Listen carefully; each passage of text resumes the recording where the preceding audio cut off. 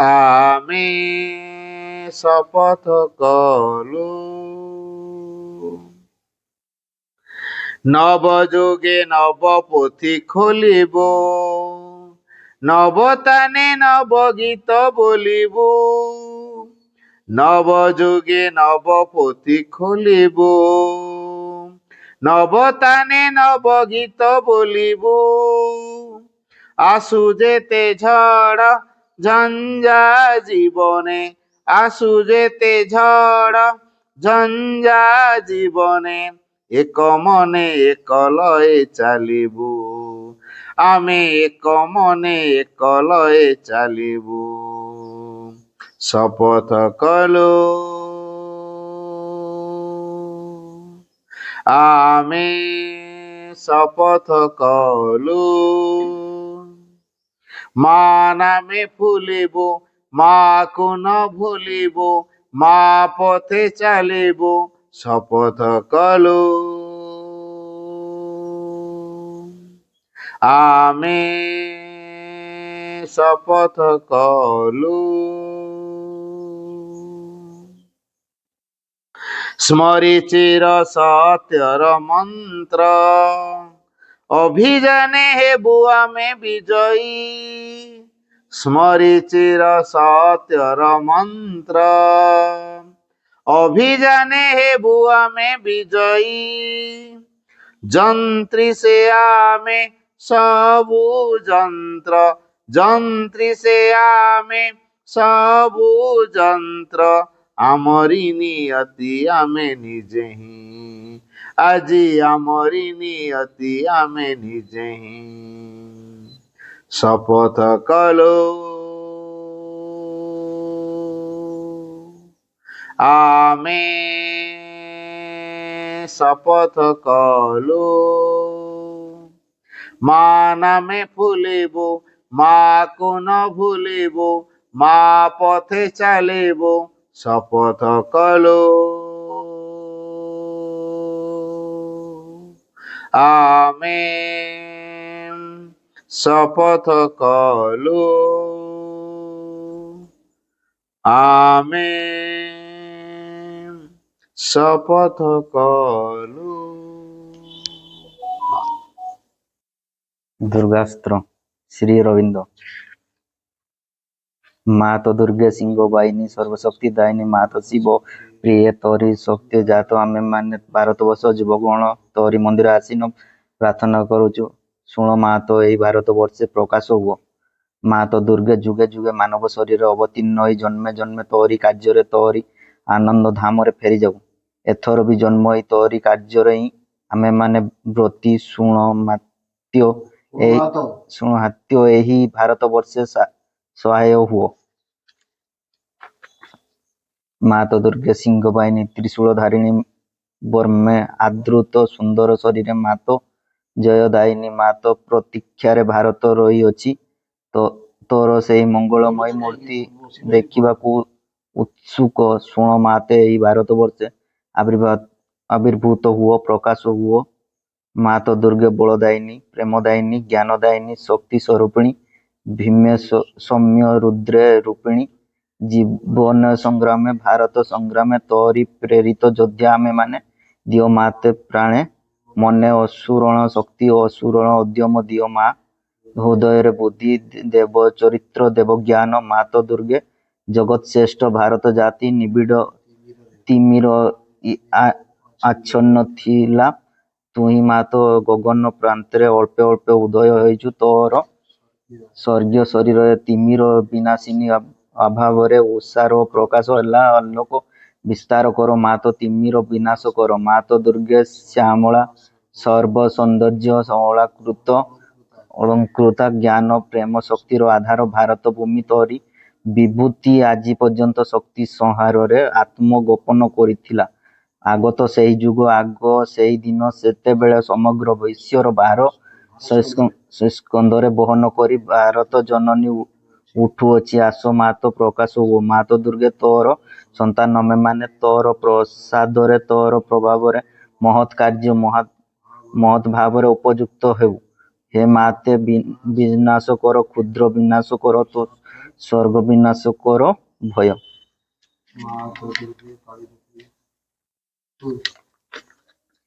ମା ତ ଦୁର୍ଗେ କାଳୀ ରୂପିଣୀ ନିର୍ମୂଳ ମାଳିନୀ ଦିଗମ୍ବର କୃପଣ ପାଣି ଦେବୀ ଅସୁର ବିନାଶନୀ କ୍ରୋଧ ନିରାଙ୍ଗରୀ ରୂପିଣୀ ବିନାଶ କର। ଗୋଟିଏ ଏଇ ବିପର୍ଯ୍ୟୟ ଯେପରି ଆମମାନଙ୍କ ଜୀବନ ଜୀବିତ ନ ପାରେ ବିମଳ ନିର୍ମଳ ଯେପରି ହେଉ ଏହି ପ୍ରାର୍ଥନା। ମା ତ ପ୍ରକାଶ ହୁଅ ମା ତ ଦୁର୍ଗେ ସ୍ୱର୍ଗ ଭୟ ସ୍ୱାର୍ଥ ଭୟ କ୍ଷୁଦ୍ରାଂଶୟରେ ମିୟମାଣ ଭାରତ ଆମମାନଙ୍କୁ ମହତ୍ କର ମହତ୍ ପ୍ରୟାସୀ କର। ଉଦାର ଚେତା କର ସତ୍ୟ ସଂଘଳ କର ଯେପରି ଆଉ ଅଳ୍ପସି ନିଶ୍ଚେଷ୍ଟ ଅଳସ ଭୟଭୀତ ନ ହଉ। ମା ତ ଦୁର୍ଗେ ଯୋଗ ଶକ୍ତି ବିସ୍ତାର କର ଆମେ ତୋର ପ୍ରିୟ ଆର୍ଯ୍ୟ ସନ୍ତାନ ଆମମାନଙ୍କ ମଧ୍ୟରେ ଲୁପ୍ତ ଶିକ୍ଷା ଚରିତ୍ର ମେଧା ଶକ୍ତି ଶ୍ରଦ୍ଧା ଭକ୍ତି ତପସ୍ୟା ବ୍ରହ୍ମଚର୍ଯ୍ୟ ସତ୍ୟ ଜ୍ଞାନ ବିକାଶ କରି ଜଗତରେ ବିତରଣ କର। ମାନବ ସହାୟରେ ଦୁର୍ଗାତି ନାଶିନୀ ଜଗତେ ଦମ୍ବେ ପ୍ରକାଶ ହୁଅ। ମା ତ ଦୁର୍ଗେ ଅନ୍ତସ୍ତରିପୁ ସଂହାର କରି ବାହାର ବାଧାବିଘ୍ନ ନିର୍ମଳ କର। ବଳଶାଳୀ ପରାକ୍ରମୀ ଉନ୍ନତ ଚେତା ଆର୍ଯ୍ୟ ଜାତି ଭାରତର ପବିତ୍ର କାନେ ଉର୍ବର କ୍ଷେତ୍ରେ ଗଗନ ସହନ ପର୍ବତ ତଳେ ପୂତ ଶରୀର ନଦୀତୀରେ ଏକ ପ୍ରେମ ସତ୍ୟ ଶକ୍ତି ଶିଳ୍ପ ସାହିତ୍ୟ ବିକ୍ରମ ଜ୍ଞାନରେ ଶ୍ରେଷ୍ଠ ହୋଇ ନିବାସ କରୁ। ମାତୃଚରଣରେ ଏହା ହିଁ ପ୍ରାର୍ଥନା ପ୍ରକାଶ ହୁଅ। ମା ତ ଦୁର୍ଗେ ଆମେମାନଙ୍କ ମଧ୍ୟରେ ଯୋଗ ବଳରେ ପ୍ରବେଶ କର ଆମେମାନେ ହୋଇ ଉଠୁ ତୋର ଯନ୍ତ୍ର ଅଶୁଭ ବିନାଶିନୀ ତୋର ବାରି ଜ୍ଞାନ ତିମିର ବିନାଶୀ ପ୍ରଦୀପ ଭାରତର ଯୁଗ ଗଣଙ୍କର ଏହି ବାସନା ପୂର୍ଣ୍ଣ କର। ଯନ୍ତ୍ରୀ ହୋଇ ଯତ୍ନ ଚଳାଅ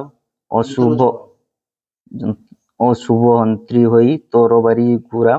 ଜ୍ଞାନ ଦୀପ୍ତି ହୋଇ ପ୍ରକାଶିନୀ ହୋଇ ପ୍ରଦୀପ ଧର ପ୍ରକାଶ ହୁଅ। ମା ତ ଦୁର୍ଗେ ତୋର ପାଇଲେ ଆଉ ବିସର୍ଜନ କରିବୁ ନାହିଁ ଶ୍ରଦ୍ଧା ଭକ୍ତି ପ୍ରେମରେ ଡୋରରେ ବାନ୍ଧି ରଖିବୁ। ଆସ ମା ତ ଆମମାନଙ୍କ ମନ ପ୍ରାଣ ଶରୀରରେ ପ୍ରକାଶ ହୁଅ। ବୀର ମାର୍ଗ ପ୍ରଦର୍ଶିନୀ ଆସ ଆଉ ବିସର୍ଜନ କରିବୁ ନାହିଁ।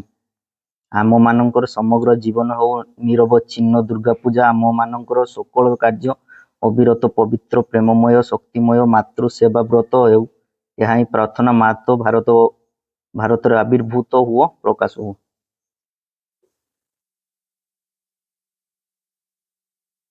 Pranam are the lotus feet of the Divine Mother. କରୁଣାମୟୀ ମା ପରମ ପ୍ରଭୁ ଶ୍ରୀ ଅରବିନ୍ଦ ଉପସ୍ଥିତ ସମସ୍ତ ମାତୃ ସନ୍ତାନ, ଗୋଟିଏ ବଡ଼ କଥା ହଉଛି ଆମେମାନେ ଶ୍ରୀ ଅରବିନ୍ଦଙ୍କର ପୂର୍ଣ୍ଣାଙ୍ଗ ଶିକ୍ଷା କେନ୍ଦ୍ର ସହିତ ଜଡ଼ିତ। ତେବେ ଗୋଟିଏ ପ୍ରଶ୍ନ ଆମ ଭିତରେ ଉଠୁ ଯେ ଆମକୁ ମା ଏ ସ୍କୁଲକୁ ଆଣିଥିଲେ ନା ଆମେ ଇଚ୍ଛା କରିକି ଆସିଥିଲୁ? ଆମେ ଯେତେବେଳେ ସ୍କୁଲରେ ନାଁ ଲେଖେଇଲୁ ମା ଆମକୁ ବାଛିଛନ୍ତି ବୋଲି ଏ ସ୍କୁଲରେ ଆମେ ପଢିବାର ସୁଯୋଗ ପାଇଲୁ ନା ଆମେ ଇଚ୍ଛା କରିକି ଏ ସ୍କୁଲରେ ଆସି ପାଠ ପଢୁଛୁ? ଆମେ କେବେ ଇଚ୍ଛା କରିନୁ। ବାସ୍ତବ କଥା ହଉଛି ମା ଆମକୁ ବାଛିଛନ୍ତି, ତେଣୁ ଆମେ ମାଙ୍କ ସ୍କୁଲରେ ପଢିବାର ସୁଯୋଗ ପାଇଲୁ। ତାର କାରଣ ହଉଛି ମା ଆମ ଭିତରେ କିଛି ମହତ୍ତମ ସମ୍ଭାବନାକୁ ଦେଖିଛନ୍ତି, ତେଣୁ ସେ ବାଛିକି ଆଣିକି ଏଇ ସ୍କୁଲକୁ ପହଞ୍ଚେଇଛନ୍ତି ଏବଂ ଏ ସ୍କୁଲର କାର୍ଯ୍ୟକ୍ରମ ମାଧ୍ୟମରେ ଆମେ ନିଜକୁ ସଜାଡ଼ିବୁ ଏବଂ ନିଜକୁ ତିଆରି କରିବୁ, ଯୋଉଟା କି ଆମ ଭବିଷ୍ୟତ ଆଉ କେହି ବନେଇବେ ନାହିଁ। ଆମେ ନିଜେ ଏଠି ଜାଣିପାରିବୁ ଯେ ଆମ ଭବିଷ୍ୟତଟା ଆମ ହାତ ମୁଠାରେ। ମୋ ଭବିଷ୍ୟତ ମୋ ବାପା ତିଆରି କରିଦେବନି ହେଲା, କି ଆମ ଶିକ୍ଷକ ମାନେ ତିଆରି କରିଦେବେନି। ମୋ ଭବିଷ୍ୟତଟା ମୁଁ ତିଆରି କରିବି। ଆଚ୍ଛା, ଯୋଉ ଭବିଷ୍ୟତଟା ତିଆରି କେମିତି ହୁଏ? ଆମେ କହିବା ଯେ ହଁ ପ୍ରଚୁର ମୁଁ ଏଇନା ପାଠ ପଢୁଛି, ବଡ ହେଲା ପରେ ଚାକିରି ମିଳିଲା ଭଲ କଥା, ନହେଲେ ଭଲ ବିଜନେସ କରିବି, ପୁଳାଏ ଟଙ୍କା ରଖିବି, ଘର ଦ୍ୱାର ଗୁଡେ କରିବି, ବ୍ୟାଙ୍କରେ ଗୋଟେ ବାଲାନ୍ସ ରହିବ, ଗାଡି ଫାଡି ଗୁଡେ ହବ, ଲାଇଫକୁ ଟିକେ ସୁଖମୟ କରିବି, ବାହାସାହା ହେବି, ଛୁଆ ପିଲା ହେବେ, ପୁଣି ତାଙ୍କର ପାଠ ଶାଠ ପଢା ପାଇଁ ମୁଁ କିଛି ଯତ୍ନ ନେବି, ତାପରେ ସେମାନଙ୍କୁ ପାଠଶାଠ ପଢେଇ ଚାକିରି ବାକିରି କରେଇ ଏଷ୍ଟାବ୍ଲିଶ କରେଇଦେବି। ତାପରେ ମୋର ସେତେବେଳେ ବୟସ ହେଇଥିବ, ମୋର ଏଣି ହେଲେ ହେଲା, ମୋ ପିଲାମାନେ ମତେ ପଚାରିବେ। ଆଉ ଏଇଟା ତ ସମସ୍ତେ କରୁଛନ୍ତି, ଏଇ କାମଟା କିଏ କରୁନି କି? ତାହେଲେ ଆମେ ପୂର୍ଣ୍ଣାଙ୍ଗ ଶିକ୍ଷା କେନ୍ଦ୍ରକୁ ଆସିଲୁ, ଆମର ସ୍ୱତନ୍ତ୍ରତା କିଛି ଅଛି ନା ନାଇଁ? ସ୍ୱତନ୍ତ୍ରତା କଣ? ଅନ୍ୟମାନେ ଯୋଉ ପ୍ରକାର ଜୀବନ ବଞ୍ଚୁଛନ୍ତି ଆମେ ସେଇ ପ୍ରକାର ଜୀବନ ବଞ୍ଚିବା ନାହିଁ।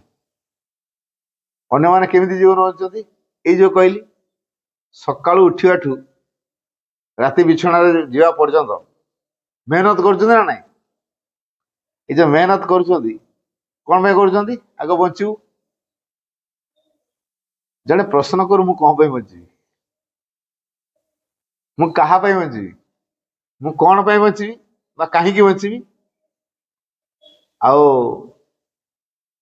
ମୁଁ ଯଦି ପ୍ରଶ୍ନ କରୁଛି ମୁଁ କାହିଁକି ବଞ୍ଚିବି, କାହା ପାଇଁ ବଞ୍ଚିବି?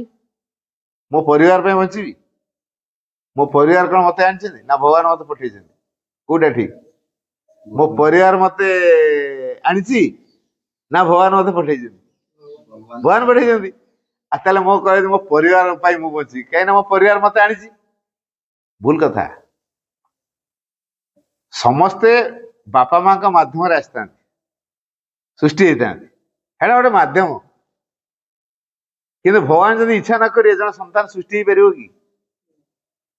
ଆମେ ମଞ୍ଜି ବୁଣି ଦେଲେ ଭଗବାନ କୃପା ନ କରିବେ ମଞ୍ଜିରୁ ବି ଗଛଟା ହବନି, ହେଲା। ତେଣୁ ଯେହେତୁ ମଞ୍ଜିରୁ ଗଛ ହଉନି, ତେଣୁ ଭଗବାନଙ୍କ କୃପା ବିନା ସଂସାରରେ କିଛି କଥା ହଉନି। ତାହେଲେ ମା ମୁଁ କଣ ଦେଖିକି ବାଚିଛନ୍ତି? ଥରେ କିଏ ପ୍ରଶ୍ନ କରିଛୁ, ମା ଆମ ଭିତରେ କଣଟା ଦେଖିକି ଆମକୁ ବାଚିଛନ୍ତି? ଆମ ଭିତରେ ଗୋଟେ ସରଳତା ଦେଖିଛନ୍ତି। ପୂର୍ବ ଜୀବନରେ ଆମର କୋଉଠି ନା କୋଉଠି ଅନ୍ତରାତ୍ମାଟା ମାଙ୍କୁ ଡାକିଥିଲା ବୋଲି ଏଇ ଜୀବନରେ ଆମେ ମାଙ୍କୁ ଡାକିବାର ସୁଯୋଗ ପାଇଛୁ, ମାଙ୍କ ଫଟୋ ଦେଖିବାର ସୁଯୋଗ ପାଇଛୁ। ଅଲଗା ସ୍କୁଲରେ ମାଙ୍କୁ ଗୁରୁତ୍ୱ ଦିଅନ୍ତିନି, ମା ବି ଜାଣିନାହାନ୍ତି। ମାଙ୍କୁ ଜାଣିଛନ୍ତି, କିନ୍ତୁ ଆମେ ପୂର୍ଣ୍ଣା ଶିକ୍ଷାନ୍ଦ୍ର ମାଙ୍କୁ ଜାଣିଛୁ ନା ନାଇଁ? ଏଇ ଯୋଉ ମା, ଇଏ ହଉଛନ୍ତି ଦିବ୍ୟ ଜନନୀ, ଆଦ୍ୟାଶକ୍ତି ପରାଜନନୀ, ସକଳଙ୍କର ଜନନୀ। ଏଇ ମା ପୃଥିବୀକୁ ଦିବ୍ୟ କରି ଗଢିବା ପାଇଁ ଆସିଛନ୍ତି। ପୁଣି ଏହାର ନେତୃତ୍ୱ ଯିଏ ନେବ ସେଟା ହଉଛି ଭାରତ ବର୍ଷ।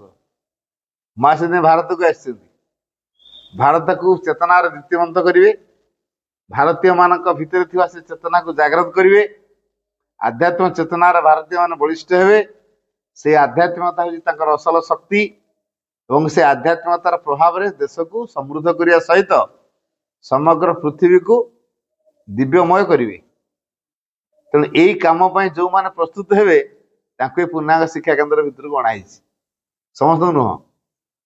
ଯେତେବେଳେ ପଣ୍ଡିଚେରୀ ଆଶ୍ରମରେ ମା ଗୋଟେ ସ୍କୁଲ ଖୋଲିଲେ ନୂଆ କରି, କିଛି ସାଧକ କହିଲେ, ମା ପଣ୍ଡିଚେରୀରେ କଣ ସ୍କୁଲ ସଂଖ୍ୟା ଅଭାବ କି? ଆପଣ ପୁଣି କଣ ଆଉ ଗୋଟେ ସ୍କୁଲ କଲେଣି? ପଣ୍ଡିଚେରୀରେ ତ ହଜାର ହଜାର ସ୍କୁଲ ଥିବ, ପ୍ରତି ଗଳି କନ୍ଦିରେ ଗୋଟେ ଗୋଟେ ପବ୍ଲିକ ସ୍କୁଲ ଥିବ। ବୁଝିଲେ, ଆଜିକାଲି ସେଇଭଳିଆ ହେଲା ନା ନାଇଁ? ପ୍ରତି ଗଳିରେ ଗୋଟେ ଗୋଟେ ପ୍ଲେ ସ୍କୁଲ ହେଇଥିବ ନା ପବ୍ଲିକ ସ୍କୁଲ ଥିବ। ତେଣୁ ସ୍କୁଲ ସଂଖ୍ୟା ଅଭାବ ନାହିଁ। ତାପରେ ବି ପୂର୍ଣ୍ଣାଙ୍ଗ ଶିକ୍ଷା କେନ୍ଦ୍ର, ଆନ୍ତର୍ଜାତିକ ଶିକ୍ଷା କେନ୍ଦ୍ର ଆଶ୍ରମରେ ଗଢା ହେଇଛି। କଣ ପାଇଁ କରାହେଇଛି? ମା ତାର ଉତ୍ତର କଣ ଦେଇଥିଲେ ଜାଣିଛ? କହିଲେ, we are here to open the doors of the future for the children who belong to the future. ମୁଁ ଓଡ଼ିଆ କହିଦେବି।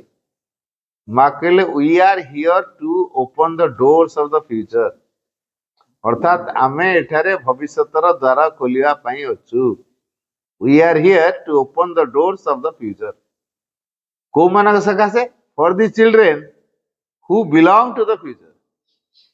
ସେଇ ପିଲାମାନଙ୍କ ସକାଶେ ଯୋଉମାନେ କି ଭବିଷ୍ୟତ ପାଇଁ ଉଦ୍ଦିଷ୍ଟ, ହେଲା। ତେଣୁ ଆମେ ଏଇ ଯୋଉ ପୂର୍ଣ୍ଣାଙ୍ଗ ଶିକ୍ଷା କ୍ଷେତ୍ର ଭିତରକୁ ଆସିଛୁ, ଏଥିରେ କଣ ବୁଝା ପଡୁଛି? ଆମେ ଭବିଷ୍ୟତ ସମାଜ ତିଆରି କରିବୁ ବୋଲି ଆମକୁ ପୂର୍ଣ୍ଣାଙ୍ଗ ଶିକ୍ଷା କେନ୍ଦ୍ର ଭିତରକୁ ଅଣାହେଇଛି। ଅନ୍ୟମାନେ ଭବିଷ୍ୟତ ସମାଜ ତିଆରି କରିପାରିବେ ନାହିଁ, କିନ୍ତୁ ଆମେମାନେ ତିଆରି କରିପାରିବା। ते भविष्यत समाज जो तैयारी करा हबो, काहाकु नहीं कि तैयारी करा हबो?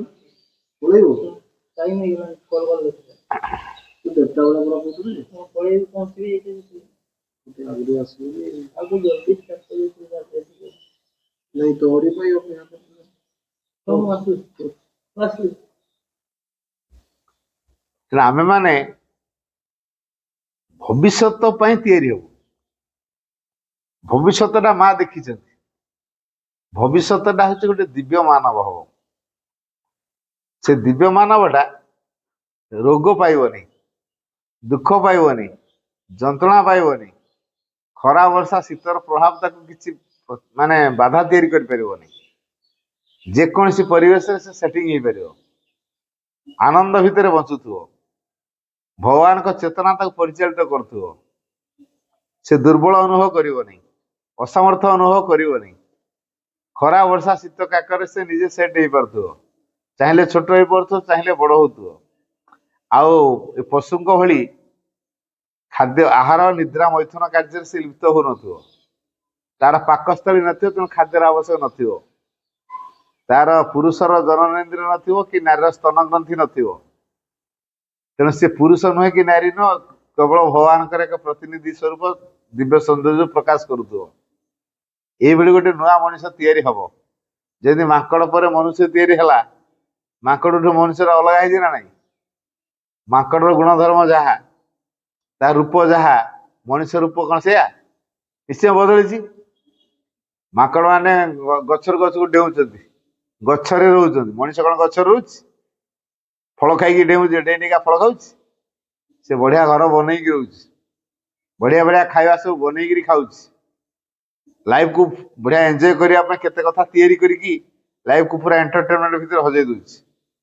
ତେଣୁ ମଣିଷ ବୁଦ୍ଧିଆ ହେଇଯାଇଛି, ଜ୍ଞାନୀ ହେଇଯାଇଛି। ତାର ଦିଟା ଗୋଡରେ ସେ ଚାଲୁଛି, ଦିଟା ଗୋଡକୁ ଝୁଲେଇକି ହାତ ରୂପରେ ବ୍ୟବହାର କରୁଛି। ମାଙ୍କଡ ମାନେ କଣ କରୁଛି? ଚାରିଟା ଗୋଡକୁ ବ୍ୟବହାର କରୁଛନ୍ତି।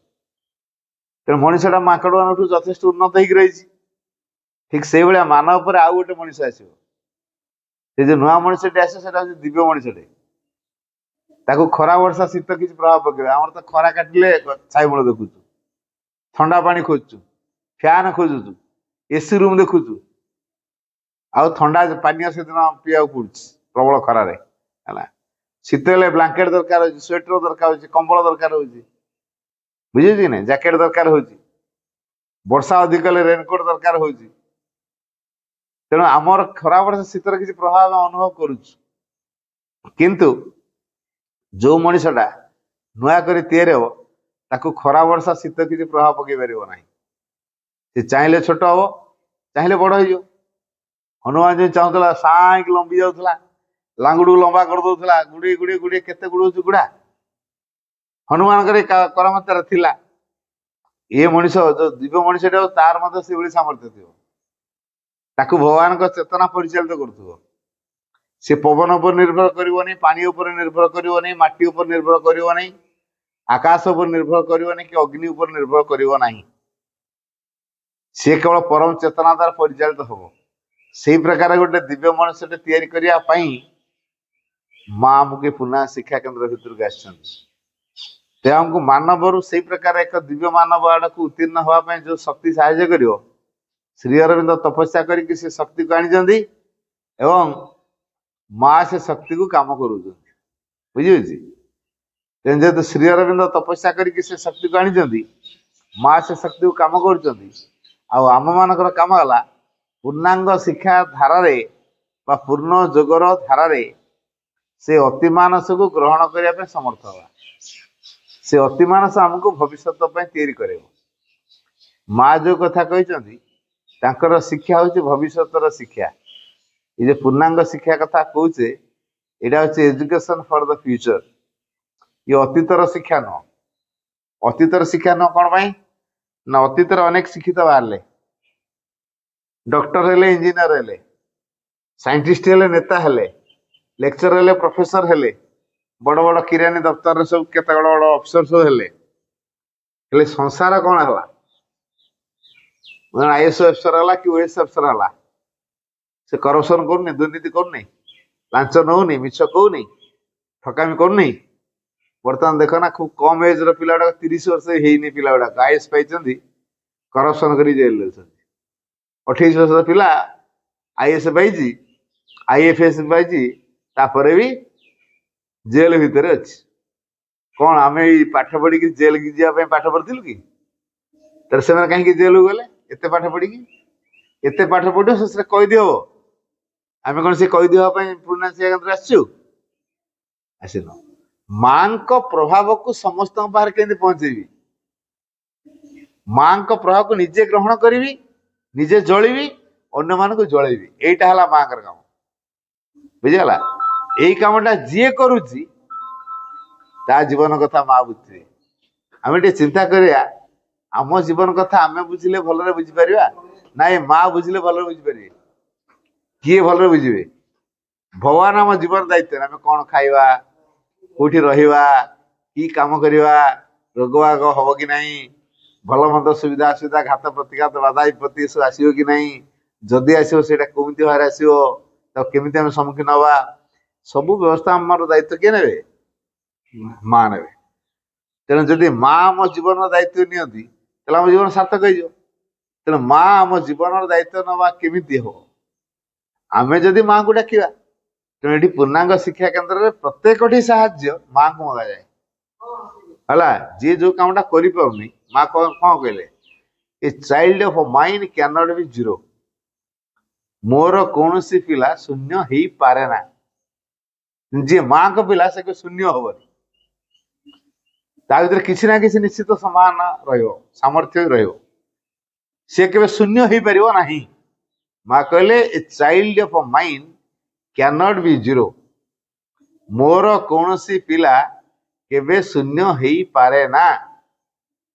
ତେଣୁ ଆମେ ଯଦି ମାଙ୍କ ପିଲା ଶୂନ୍ୟ ହବା କି? ପାଠ ପଢିଛୁ, ଚାକିରି ନାହିଁ। ଚାକିରି ପାଇଁ ଆମେ ସବୁ ବ୍ୟସ୍ତ। ଚାକିରି ନାହିଁ, ଚାକିରି ନାହିଁ ମାନେ ମା କେତେ ବଡ କୃପାଟା କରିଛନ୍ତି, ଆମକୁ ଚାକର ହବାରୁ ବଞ୍ଚେଇଛନ୍ତି। ଚାକିରି ମାନେ କଣ? ସରକାରଙ୍କର ଚାକରିଟା ହବା ନା କଣ? ଆଚ୍ଛା, ସରକାରଙ୍କର ଚାକର ହବା, ମାଙ୍କ ଚାକର ହବା, କୋଉଥିରେ ଗୌରବ? କୋଉଥିରେ ଗୌରବ? ପିଲା ଖାଲି ବ୍ୟସ୍ତ, ବାପା ମା ବି ବ୍ୟସ୍ତ, ମୋ ପିଲାଙ୍କୁ ଚାକର ବନେଇବି। ବାପା ମା ବି ବ୍ୟସ୍ତ, ମୋ ପିଲାକୁ ଚାକର ବନେଇବି। ପିଲା ବି ବ୍ୟସ୍ତ, ମୁଁ ଗୋଟେ ଚାକର ହେବି। ଏଇଥିରେ କମ୍ପିଟିସନ ଦୁନିଆ ଚାଲିଛି ନା ନାଇଁ? ଏଇ ଚାକର ବନିବା ପାଇଁ ସମସ୍ତେ କମ୍ପିଟିସନ କରୁଛନ୍ତି। ଯୋଉ ଚାକର ବନିଲେ ସ୍ୱାଧୀନତା ରହିବ? ରହିବନି। ସରକାରଙ୍କ ଚାକରଟା ସରକାର ଯଦି ଠିକ ଠାକ ନ କଲା ସସ୍ପେଣ୍ଡ କରିଦବ, କିମ୍ବା ଆଜି କିଛି ଭୁଲ ଅଟକଲା ଜେଲରେ ପହଞ୍ଚେଇଦବ। 60 ବର୍ଷ ହେଲା ତ ଗେଟ୍ ଆଉଟ୍ କରିଦବ। 60 ବର୍ଷ ପରେ ଆଉ ସରକାର ଆମ କଥା ବୁଝିବ କି? 60 ବର୍ଷ ପରେ ଯଦି ଆମର ଜୀବନ ଆହୁରି ବଞ୍ଚିଲା, 20, 30, 40, 50 ବଞ୍ଚିଲେ, 100 ପାର କଲେ, ତାହେଲେ ସେଇ ଯୋଉ ବର୍ଷ ଗୁଡିକ କେମିତି ବଞ୍ଚିବା? ସେ ରିସ୍କଟା ନବ କିଏ? ସରକାର। ସରକାରଙ୍କ ଚାକରି ଦେଇଥିଲେ ସେ 60 ବର୍ଷ ବୟସ ହବା ପର୍ଯ୍ୟନ୍ତ ରିସ୍କ ନେଲା, ତାପରେ କିଏ ନବ? ତାପରେ ପୁଣି ଆମେ ନିଜ କଥା ବୁଝିବା। ତେଣୁ ମାଙ୍କର ଚାକର ହେଇଥିବା, ଜୀବନ ଥିବା ପର୍ଯ୍ୟନ୍ତ ମା ଦାୟିତ୍ୱ ନେବେ। କୋଉଟାରେ ବେଶୀ ସୁରକ୍ଷା ଅଛି? ଭଗବାନ ଆମ ଦାୟିତ୍ୱ ନେବେ ଏଥିରେ ସୁରକ୍ଷା, ନା ସରକାର ଆମ ଜୀବନ ଦାୟିତ୍ୱ ନେବେ ଏଇଟା ସୁରକ୍ଷା? ସରକାର ତ ଆମ ଜୀବନ ଦାୟିତ୍ୱ ନେନି। ଆମେ ପରିଶ୍ରମ କରୁଛୁ, ଯେମିତି ମୂଲିଆଟେ କାମ କରୁଛି ସେ ମଜୁରୀ ପାଉଛି, ସେମିତି ସରକାର ତା ଅଫିସ ଖୋଲି ଦେଇଛି, ଆମେ ସେଥିରେ ଚାକିରି କଲୁ, ତାର ମଜୁରୀ ଆକାରରେ ସେ ପେମେଣ୍ଟ କଲା। ତେଣୁ ସିଏ କାମ କଲୁ, ପାରିଶ୍ରମିକ ଦେଲା। ହେଲା, ରିସ୍କ କଣ ଆମ ନେଲା? ସିଏ ରିସ୍କ କିଛି ନେଲା ନାହିଁ। କିନ୍ତୁ ମା କଣ କରିବେ? ରିସ୍କ ନେଇଯିବେ। ହେଲା, ରିସ୍କ ନେବେ। ହେଲା, ତେଣୁ ଆମ ଜୀବନର ଏଣ୍ଟାୟାର କଥାଟା ମା ବୁଝିଦେବେ। ରୋଗ ବା କଥା ବୁଝିଦେବେ, କୃପା ଦେଇଦେବେ, ରୋଗ ଭଲ ହେଇଯିବ। ଅଦ୍ଭୁତ ପ୍ରକାର କୃପା ଦେଇଦେବେ, ରୋଗ ଭଲ ହେଇଗଲା। ତେଣୁ ମାଙ୍କ କୃପା ସମସ୍ତଙ୍କୁ ସୁରକ୍ଷିତ କରି ରଖିବ। ଶାନ୍ତି ମିଳିବ, ଆନନ୍ଦ ମିଳିବ। ଶାନ୍ତି, ଆନନ୍ଦ, ସୁରକ୍ଷା, ତିନିଟା ବଡ ଜିନିଷ ଦରକାର ନା ନାହିଁ ମଣିଷର? ଏଇଟା କୋଉଠି ଅଛି? ଟଙ୍କାରେ? କେବଳ ମା ପାଖରେ ଅଛି। ଲୋକେ ଏଇ ପିଲାମାନେ ଏଇ କଥାଟା ବୁଝି ନାହାନ୍ତି। ହେଲା, ତେଣୁ ମାଙ୍କ ସେବା କରୁ କରୁକା ଭିତରେ ମୋର ଗୋଟେ ସଂକଳ୍ପ, ମୁଁ ମାଙ୍କର ସେବା କରିବି। ତେଣୁ ମାଙ୍କ ସେବା କଣ ଖାଲି ଆଶ୍ରମରେ ରହିଲେ ମାଙ୍କ ସେବା କି? ଖାଲି ଶିକ୍ଷା କେନ୍ଦ୍ରରେ କାମ କଲେ, ସାଧନା ପୀଠରେ କାମ କଲେ, କି ସମାଧି ମନ୍ଦିରରେ କାମ କଲେ କଣ ମାଙ୍କ ସେବା କି? ଘରେ ଚାଷବାସ କଲେ ବି ମାଙ୍କ ସେବା, ବ୍ୟବସାୟ କଲେ ବି ମାଙ୍କ ସେବା, ଅଫିସରେ କାମ କଲେ ବି ମାଙ୍କ ସେବା, ସ୍କୁଲରେ ପାଠ ପଢେଇଲେ ମାଙ୍କ ସେବା। ଯେତେ ଯେତେ କାମ ଆମେ କରୁଛୁ, ଯେତେକ କାମ ସେ କର୍ମ ମାଧ୍ୟମରେ ମାଙ୍କ ସେବା। ତେଣୁ ସ୍କୁଲ ଭିତରୁ ଆମେ କିଛି ଶିଖିକି ଯାଇଥାଉ, ଯୋଉଟା କି ଜୀବନ ତମାମ ଚାଲିବ। କଣ କଣ ଶିଖିଥାଉ ଆମେ? ଭଲ ଚିନ୍ତା କରିବା ଦରକାର ନା ନାହିଁ। ଆଜିକାଲି ପିଲା ମୋବାଇଲ ବେଶୀ ଚଲାଉଛନ୍ତି। ମୋବାଇଲ ରେ ଯେତେକ ଭଲ ଜିନିଷ ଦେଖୁନାହାନ୍ତି ଅନେକ ଖରାପ ଜିନିଷ ଦେଖୁଛନ୍ତି। ଏଇଟା ଭେରି ପ୍ରାକ୍ଟିକାଲ କଥା। ଅନେକ ପିଲା ଏଟାକୁ ଅସ୍ୱୀକାର କରିପାରିବେ ନାହିଁ ହେଲା, ନ କହିପାରନ୍ତି, ପ୍ରକାଶ କରି ନ ପାରନ୍ତି, କିନ୍ତୁ ଭାଇ ହଁ ଠିକ କଥାଟା କହୁଛନ୍ତି, ଅବଶ୍ୟ ଭିତରେ ଭିତରେ କହୁଥିବ ଭାଇ ଠିକ କଥା କହୁଛନ୍ତି।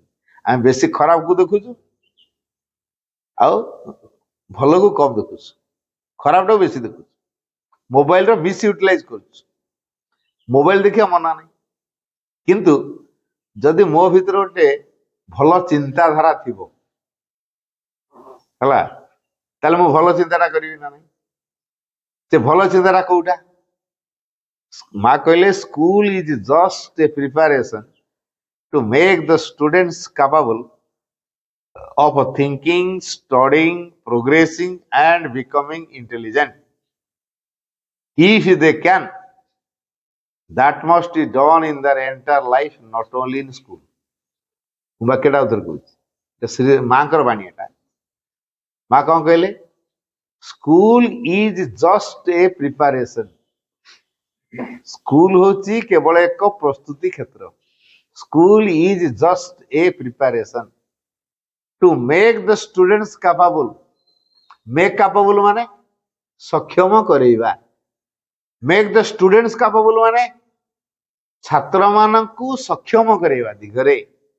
କୋଉ କୋଉ ଦିଗରେ ସକ୍ଷମ କରେଇବ? ଅଫ ଥିଙ୍କିଂ, ଥିଙ୍କିଂ ମାନେ ଚିନ୍ତା କରିବାର ସାମର୍ଥ୍ୟ। ଷ୍ଟଡିଂ, ଅଧ୍ୟୟନ। ଆମେ ଷ୍ଟଡି କଲେ କଣ କରୁ କି? ବହି ପଢାଟା ବୁଝୁ ଷ୍ଟଡି। ମୋ ଷ୍ଟଡି ରୁମ୍, ବହିପତ୍ର ରଖା ହେଇଛି, ଏଠି ପଢାପଢି କରେ, ତେଣୁ ଏଟା ହେଲା ମୋ ଷ୍ଟଡି ରୁମ୍। ଆଚ୍ଛା, ଗୋଟେ ପିଲାର ମନଟା ଉଣା ହେଇଛି, ମୁଁ ତ ଷ୍ଟଡି କଲିଣି, ସେତେବେଳେ ସେ ଚୁପ୍ ହେଇକି ବସିଛି। ମୁଁ ଏଇଟା କହୁଛି ନା ନାଇଁ? କହୁଛି ନାଇଁ, ମୁଁ ତ ଷ୍ଟଡି କଲିଣି, ସେ ସେତେବେଳେ କାହିଁକି ଚୁପ୍ ହେଇକି ଅଛି? ତା ନିଶ୍ଚୟ କିଛି ଗୋଟେ ହେଇଛି, ମୁଁ ଏଟା କେତେବେଳେ ତ ଷ୍ଟଡି କଲିଣି। କହୁଛି କି ନାଇଁ? ମୁଁ ସେତେବେଳେ ତ ଷ୍ଟଡି କରୁଛି, ସେ ପିଲା କଣ କରୁଛି କଣ ନାହିଁ। ଏ ଷ୍ଟଡି ମାନେ କଣ ବହି ପଢୁଛନ୍ତି? ଏଇ ଷ୍ଟଡି କରିବାଟା ମାନେ କଣ ବହି ପଢିବା?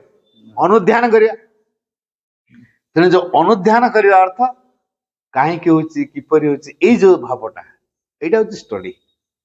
କେମିତି ହଉଛି, କାହିଁକି ହେଲା, କଣ ହେଲା, କାହିଁକି ହେଲା, କିପରି ହେଲା, କଣ କାହିଁକି କିପରି ପ୍ରଶ୍ନ କରିକି ଜାଣିବାଟା ହେଲା ଷ୍ଟଡି। ହେଲା, ସେ ଷ୍ଟଡି ପିଲା ତାର ପ୍ରତ୍ୟେକ ଘଟଣା ତା ଜୀବନରେ ଯାହା ଯାହା ପରିସ୍ଥିତିକୁ ସମ୍ମୁଖୀନ ହଉଛି, କଣ ହଉଛି ଆଗେ ଜାଣିବ, କାହିଁକି ହଉଛି ଜାଣିବ, କେମିତି ହଉଛି ଜାଣିବ। ହେଲା, ଏଇଟା ହେଲା ଷ୍ଟଡି। ବୁଝିଲା? କଣ ହଉଛି, କାହିଁକି ହଉଛି, କେମିତି ହଉଛି। ମୋବାଇଲରେ ଭିଡିଓଟା କେମିତି ଆସୁଛି, ଗୀତଟା କେମିତି ଅଛି, ତା ଭିତରେ କଣଟା ହେଇଛି, ଖୋଜିଲା। ମୋବାଇଲ ଖୋଜୁ ଖୋଜୁ କା ତା ଭିତରେ କଥାଗୁଡା ସବୁ ଖୋଜିଲେ ଜାଣିଲା। ସେ ୟୁଟ୍ୟୁବ ମାରିଲା କି ମୋବାଇଲ ଦୋକାନୀ କି ଯାଇ ପଚାରିଲା ଏଟା କେମିତି ବାଜେ, ତା ଭିତରେ କଣ ଅଛି, କିମ୍ବା ଯେ ରିପେୟାର କରି ତାକୁ ଯାଇ ପଚାରିଲା, କିମ୍ବା କୋଉଠି ଲେଖା ହେଇଛି ମୋବାଇଲ ସମ୍ପର୍କରେ କଣ କଣ ପାର୍ଟସ ଅଛି, ତା ସଫ୍ଟୱେୟାର ବିଷୟରେ କେମିତି ଜାଣିବି, ଖୋଜିଲା। এইটা হচ্ছে ଷ୍ଟଡି। ବୁଝିଲା? এই যে ଅନୁସନ୍ଧାନ କରି କରିକା ଯିବା, ଏଇଟା ହେଲା ଷ୍ଟଡି।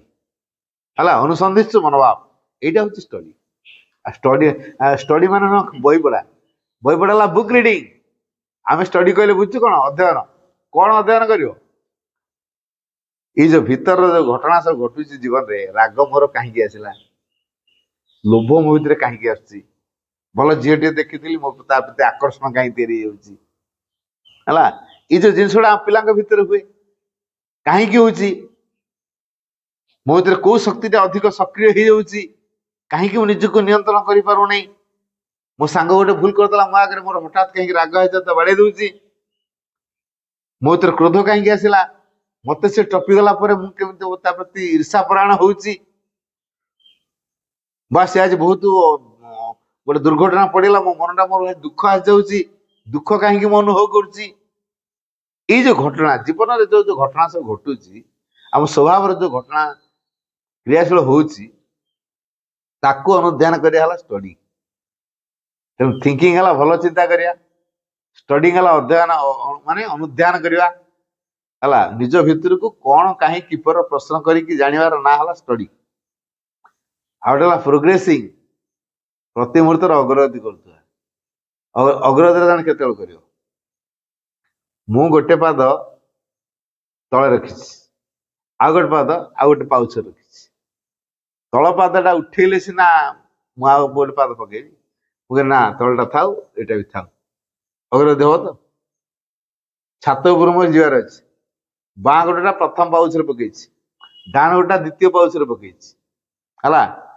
ତାପରେ ତୃତୀୟଟାରେ ମୁଁ ପ୍ରଥମ ପାଉଛରେ ଯୋଉ ପାଦଟା ପଡିଥିଲା ତାକୁ ସିନା ଉଠେଇଲି କି ତୃତୀୟ ପାଉଛରେ ପକେଇଲେ, ଆଉ ଦ୍ୱିତୀୟକୁ ଚତୁର୍ଥ ପାଉଛରେ ପକେଇଲେ, ତାହେଲେ ମୋ ମୋମେଣ୍ଟ ହବ। ମୁଁ କହିଲି ନା, ମୋର ତ ଗୋଟେ ପାଦ ଏଠି ଅଛି, ଗୋଟେ ପାଦ ଆଉ ଗୋଟେ ଜାଗାରେ ଅଛି, ସଇଲା, ମୁଁ ସେଇଠି ଅଛି। ଆଉ ଛାତକୁ ଯାଇପାରିବି ତ? ଚାଲିପାରିବି ନା? ଆଗେ ଚାଲି ହବନି, ଯିବା କଣଟା? ଚାଲି ହିଁ ହବନି, ଯାଇ ହବ ଆକୁ? ଯାଇ ହବନି। ତେଣୁ ଅନୁମାନ କରିବା ପ୍ରୋଗ୍ରେସ ଟା କେମିତି ହବ। ଏଇ ଯୋଉ କାହିଁକି ହଉନି? ପ୍ରଥମେ ଗୋଟେ ପାଦ ପକେଇଥିଲେ, ସେଇଟା ହଉଛି ଆମ ପୁରୁଣା ପିଢିରୁ ଆସିଛି, ପ୍ରଥମ ପାଦ, ହେଲା। ଦ୍ୱିତୀୟ ପାଦ ବର୍ତ୍ତମାନ ମାନବ ସ୍ତରରେ ଅଛୁ, ହେଲା। ତେଣୁ ପୁରୁଣାଟାକୁ ଛାଡିକି ନୂଆରେ ଗୋଟେ ପାଦଟା ପକେଇଲେ ସିନା ଆମେ ଆଗେଇବା। ଅର୍ଥାତ ପୁରୁଣାକୁ ଛାଡିକି ନୂଆକୁ ଗ୍ରହଣ କଲେ ତ ଆଗେଇବା। ଆଉ ପୁରୁଣାକୁ ଧରିଥିବା ଆଗେଇବା କେମିତି? ଆଗେଇବ କି? ଛାତ୍ର ମାନେ ଏଇ କଥାଟା ଜାଣିବା ଦରକାର। ମୋର ପୁରୁଣା ମୋ ଜୀବନରେ ରିପିଟେସନ ହବା ଦରକାର କି? ମୋ ଜୀବନରେ କୌଣସି ଘଟଣା ପୁନରାବୃତ୍ତି ନ ହବା ଦରକାର, ହେଲା। ଗୋଟେ କାମ ମୁଁ ଭୁଲ କରିଦେଲି, ପୁଣି ସେଇ କାମଟା ଭୁଲ ହବ କି? ଯଦି ମୋ ରିପିଟ ରିପିଟ ରିପିଟ ରିପିଟ ହେଇ ଚାଲିଲା, ତାହେଲେ ମୁଁ ତ ସୁଧୁରି, ମୁଁ ଆଗକୁ ଯାଇନି। ତେଣୁ ଯିଏ ସଂକଳ୍ପ ନେଇ ପାରୁଛି ମୁଁ ଯୋଉ ଭୁଲଟା କଲି ଆଉ ଥରେ ମୋ ଜୀବନରେ ସେଇ ଭୁଲଟା ହବ ନାହିଁ, ରିପିଟ ହେଲାନି, ତେଣୁ ତା ଜୀବନ ନୂଆ ଆସିଯିବ। ପୁରୁଣାର ଯୋଉ ରୀତି ନୀତି ଧର୍ମ ଧାର୍ମିକତା ପରମ୍ପରା ସବୁ ଥିଲା, ମୋର ସେସବୁ ମାନିବାର ନାହିଁ। ମୋ ଭିତରୁ କଣ ନୂଆ କରିବା ପାଇଁ ପ୍ରେରଣା ଆସୁଛି, ମୁଁ ସେଇ ଅନୁସାରେ କରିବି, ତାହେଲେ ତ ଲାଗିବ। ତାର ପ୍ରୋଗ୍ରେସଟା କୋଉଠି ଅଛି? ମା କହିଲେ true progress lies in widening the spirit and abolition of all limitations. ବାଣୀ ମନେ ନେଲା, ମାଉଥରେ କହୁଛି, true progress lies in widening the spirit. ଯଥାର୍ଥ ପ୍ରଗତି ରହିଛି ଚେତନାକୁ ପ୍ରସାରିତ କରିବାରେ। ଚେତନା କେତେ ପ୍ରସାରିତ ହବ? ନିଜ ବିଷୟରେ ଚିନ୍ତା କଲେ ଚେତନା ପ୍ରସାରିତ ହବ ନା ଜଗତ ବିଷୟରେ ଚିନ୍ତା କଲେ, ଭଗବାନ ବିଷୟରେ ଚିନ୍ତା କଲେ ଚେତନା ପ୍ରସାରିତ ହବ? କିଏ ବ୍ୟାପକ, କିଏ ବ୍ୟାପକ? ଜଗତ ଉପରେ ଭଗବାନ ଅଛନ୍ତି, ତାର ସବୁଠୁ ବ୍ୟାପକ କିଏ? ଜଗତକୁ ତିଆରି କରିଛନ୍ତି ନା। ଆମରି ଭଳିଆ ଏଇଭଳିଆ କେତେ କେତେ ଜଗତ ଅଛି, କେତେ କେତେ ଜଗତ। ପୃଥିବୀ ତ ଗୋଟେ ଜଗତ, ଆହୁରି କେତେ କେତେ ଜଗତ ଅଛି ନା ନାଇଁ? ପୃଥିବୀକୁ ବାଦ ଦେଇକି ସୂର୍ଯ୍ୟ, ତାରା, ନକ୍ଷତ୍ର, ଗ୍ରହାଣୁପୁଞ୍ଜ, ଉପଗ୍ରହ ଅଛି କି ନାଇଁ? ପୁଣି ସିଏ କୋଉଥିରେ ଅଛନ୍ତି? ତାଙ୍କୁ ବି ନିୟନ୍ତ୍ରଣ କରିବା ଦରକାର। ଆମେ ଖାଲି ପୃଥିବୀରେ ରହିଲୁ କହିବା ଜଗତର ନା, ଜଗତର ଉର୍ଦ୍ଧ୍ୱରେ ଭଗବାନ ଅଛନ୍ତି। ତେଣୁ ସବୁଠୁ ବ୍ୟାପ୍ତ କିଏ? ଭଗବାନ। ତେଣୁ ଆମେ ଯଦି ଭଗବାନଙ୍କୁ ଚିନ୍ତାରେ ଆଣିବା, ବ୍ୟପ୍ତ ହବା ନା ନାହିଁ? ଯିଏ ଭଗବାନଙ୍କୁ ଚିନ୍ତା କରୁଛି ସେ ଭଗବାନ ସହିତ ମିଶିବ।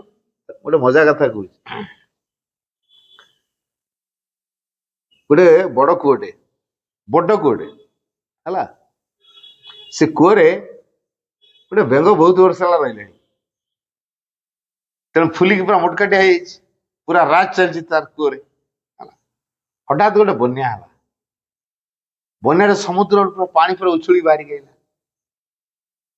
ତେଣୁ କୂଅ ଭିତରେ ପାଣି ପଶିଗଲା, ଚାରିଆଡେ ଖାଲି ଜଳାର୍ଣ୍ଣବ, ଖାଲି ଜଳମୟ ଜଳମୟ ଜଳମୟ। ଏଇ ଯୋଉ ବେଙ୍ଗ ସେ କୂଅ ଭିତରେ ଥିଲା, ଆଉ ଗୋଟେ ସମୁଦ୍ର ବେଙ୍ଗ ପଶିଆଇଲା। ବନ୍ୟା ହେଇଛି, ଭାଷା ଜାଣିଛି ଆଉ, ହେଲା। ତା ଭିତରେ ବନ୍ୟା ଛାଡିଗଲା, ବାଇ ମିଷ୍ଟେକ ସମୁଦ୍ର ବେଙ୍ଗଟା ଏଇ କୂଅରେ ରହିବ। ଇଏ କୂଅ ତ ପୁରା କେତେ ବର୍ଷ ତା ରାଜ୍ୟ ବୋଲି ଭାବିକି ତା ରାଜ କରୁଛି। ଇଏ କିଏ? ମୋ ରାଜ୍ୟ ଭିତରୁ କଣ, ମୋ ଇଲାକା ଭିତରୁ ଇଏ ପଶି ଆସିଛି? ସେ ବୋଧେ ଜାଣିନି ମୋ କରାମତିଟା କେତେ।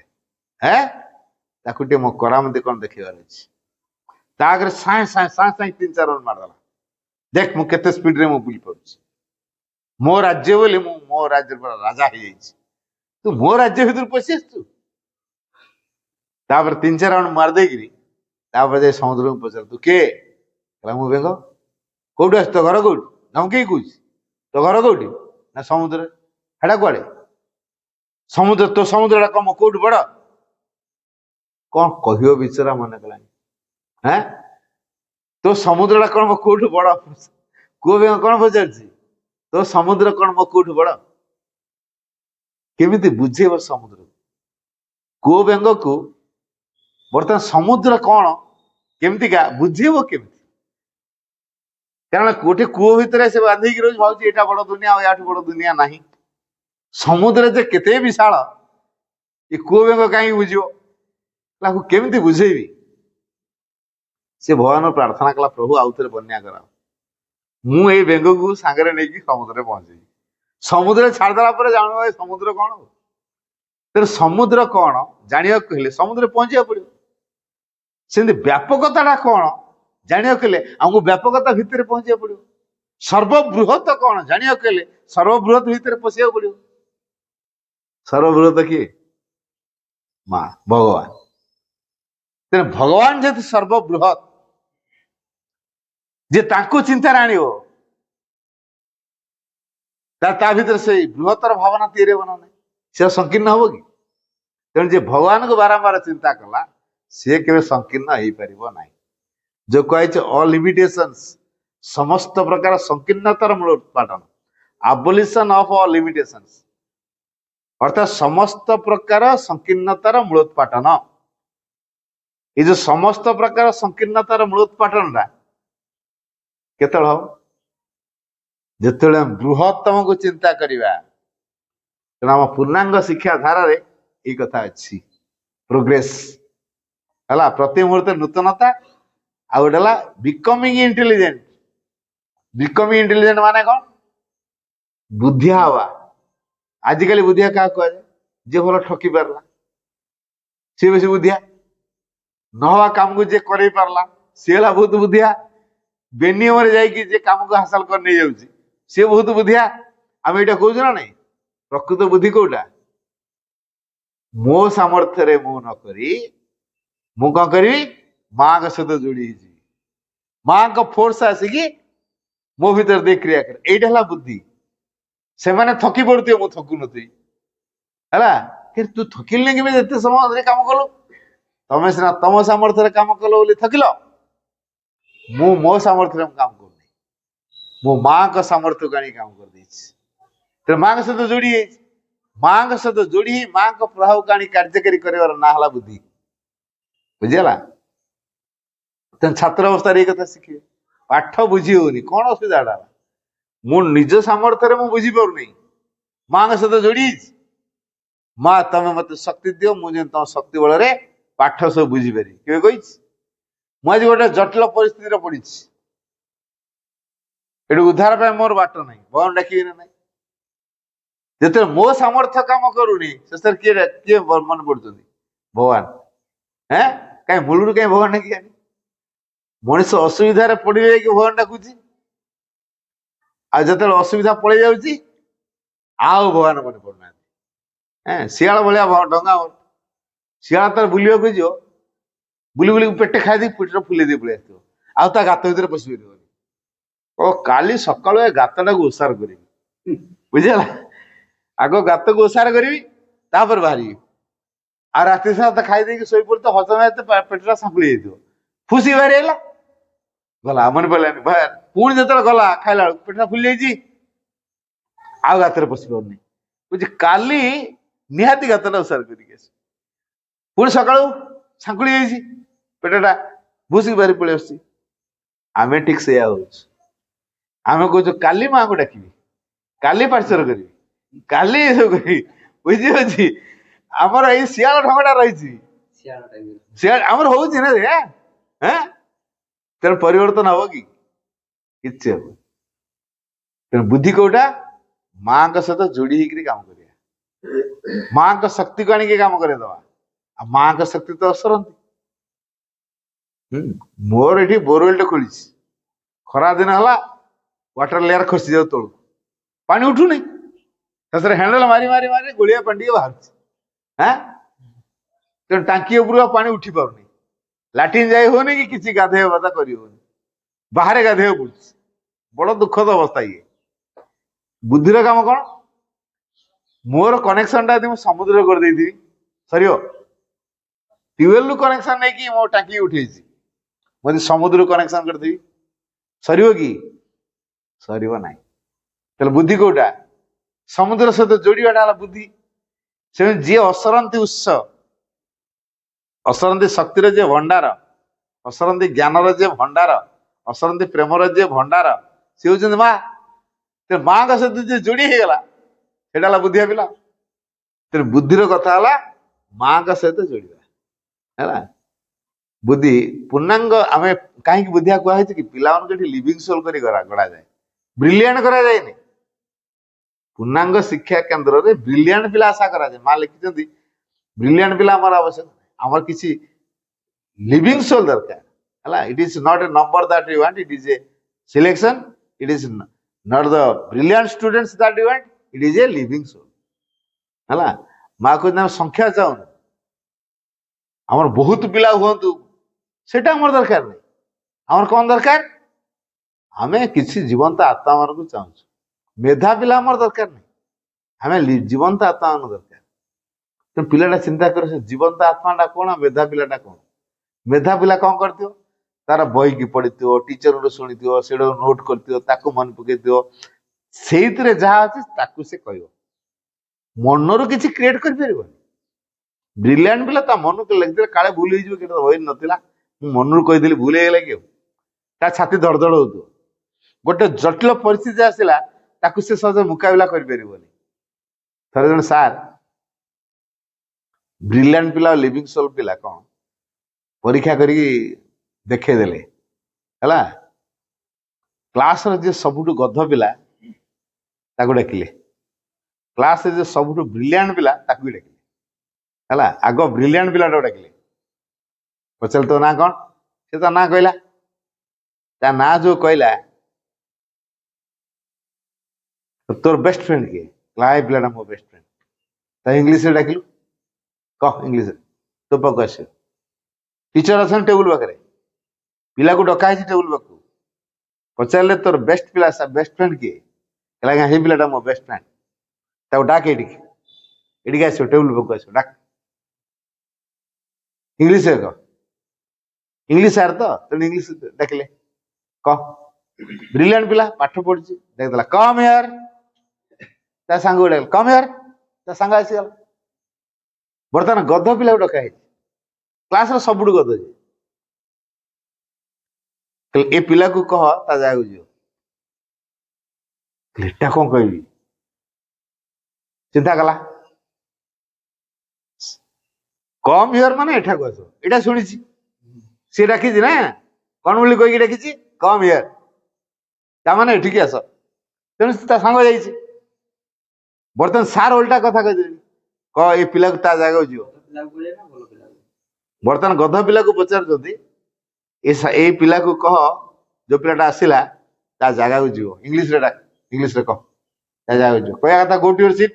ମାନେ ଶିକ୍ଷିତ ପିଲାଟା କହିଲା ଗଧ ପିଲାଟାକୁ ତା ଜାଗାକୁ ଯା। ନାଇଁ, ସାର୍ କହିଲେ, ହଁ ସାର୍ କହିଲେ ଗଧ ପିଲାକୁ, ଯୋଉ ସାଙ୍ଗଟା ତାର ଆସିଛି ସେ ତା ସାଙ୍ଗକୁ କହ ତା ଜାଗାକୁ ଯିବ, ଇଂଲିଶରେ କହ। ବର୍ତ୍ତମାନ ଗଧ ପିଲା କହିବ ସାଙ୍ଗ କର ସାଙ୍ଗକୁ ହେଲା, ଯେ କଣ କହିବ ଚିନ୍ତା କଲା, କମ୍ ହିୟର ବୋଲି ସେ ଡାକିଲା ବୋଲି ପଳେଇ ଆସିଲା, ତାମାନେ ଏଠିକି ଆସ ଇଂରେଜ ହେଲା କମ୍ ହିୟର। ସେ କମ୍ ହିୟର ଶବ୍ଦକୁ ବ୍ୟବହାର କରିକି କେମିତି ତା କାମ କରେଇବ। ବର୍ତ୍ତମାନ ପିଲା କଣ କଲା, ଯୋଉ ପିଲାଟା ଆସିଥିଲା ହେଲା ତା ଜାଗାକୁ ଚାଲିଗଲା, ଗଧ ପିଲା।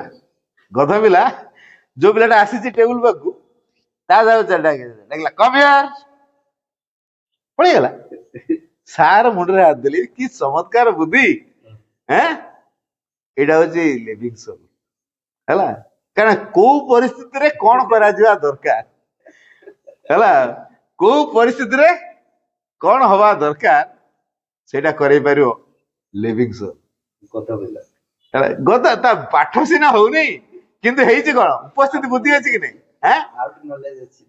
ସେଇ ଆଉଟ ନଲେଜ କଥା ଯୋଉ କୁହାଯାଉଛି, ବ୍ରିଲିଆଣ୍ଟ ପିଲା ତା ବହି ଭିତରେ ବାନ୍ଧି ଯାଇଥିବ ହେଲା। ବ୍ରିଲିଆଣ୍ଟ ପିଲା ଯଦି ପଚରା ଯିବ what is your father's name, ସେ କହିଦବ what is your mother's husband's name. ଏଇଟା ତ କାମକୁ କହିନାହାନ୍ତି କେହି। କଣ କରାଯିବ? ଶେଷରେ କହୁଛି କଣ ଆଉଟ ଅଫ କୋର୍ସ, ସେଟା କହୁଛି ଆଉଟ ଅଫ କୋର୍ସ, ବୁଝିଲା।